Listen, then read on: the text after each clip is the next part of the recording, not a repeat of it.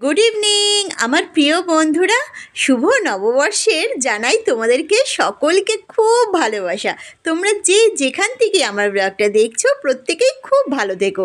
আজকে শুভ নববর্ষ, কিন্তু এই ভিডিওটা শ্যুট করেছি আমি অনেক দিন আগে।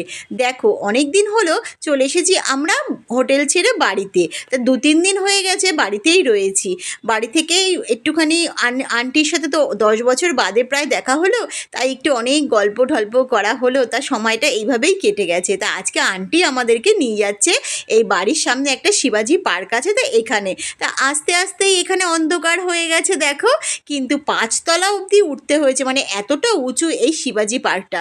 কিন্তু ভেতরে ঢুকতে দিচ্ছে না, যেহেতু সিকিউরিটি গার্ড বলছে সন্ধ্যে 6টা হয়ে গেছে, এখন আর ঢুকতে দেওয়া যাবে না। তা ভাবছি আর একদিন আসবো খানে।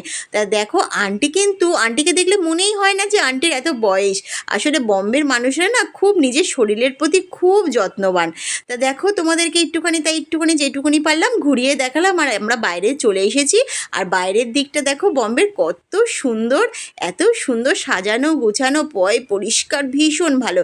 তা আন্টি আমাদেরকে একটা জায়গায় নিয়ে যাবে, ওখানকার নাকি দই বড়া হেভি फेमस। মানে এত সুন্দর দই বড়া বলছে একবার, मतलब हिंदी में बोलता है आंटी सब समय। हम लोग बांग्ला में, हम हिंदी में थोड़ा बात कर सकते हैं, लेकिन आंटी हम लोगों को बोलता है कि दही बड़ा एक बार खाएगा ना रूपा, तू कभी भी ये भूल नहीं पाएगा। তাহলে মানে বলছে যে দই বড়া যদি তুই একবার খাস এখানকার, তাহলে কোনোদিনও ভুলতে পারবি না। আর সত্যি তাই, এই গুরু কৃপা, এটা তোমরা দেখে নাও। যদি কোনোদিনও তোমরা বম্বেতে আসো না, অবশ্যই এই দিদি বলো আর বন্ধু বলো, একবারটি এসো আর খেয়ে দেখো। আমি তো জাস্ট ফিদা হয়ে গেছি দই বড়া, মানে জাস্ট ফিদা হয়ে গেছি, কি বলবো। আমি যদি পারতাম ট্রেনে করে আমি এক ব্যাগ ভর্তি করে বেশি করে নিয়ে আসতাম কলকাতাতে, আর বসে বসে অনেক দিন ধরে খেতাম, কিন্তু সেটা তো সম্ভব না, যেহেতু নষ্ট হয়ে যাবে। তা আমরা সুন্দর করে দই বড়াটা যে কি খেতে তোমরা ভাবতে পারবে না। আমি বহু জায়গার দই বড়া খেয়েছি, মানে বড় বাজারের তো বহু খেয়েছি, মানে অনেক জায়গায় যেখানেই গেছি দই বড়া আমি যেহেতু খুব ভালো খাই খেয়েছি, কিন্তু এইখানকার মতো দই বড়া জাস্ট ফাটাফাটি।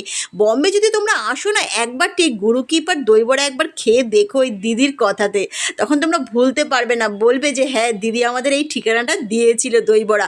কী যে খেতে, মানে অমৃত যাকে বলে।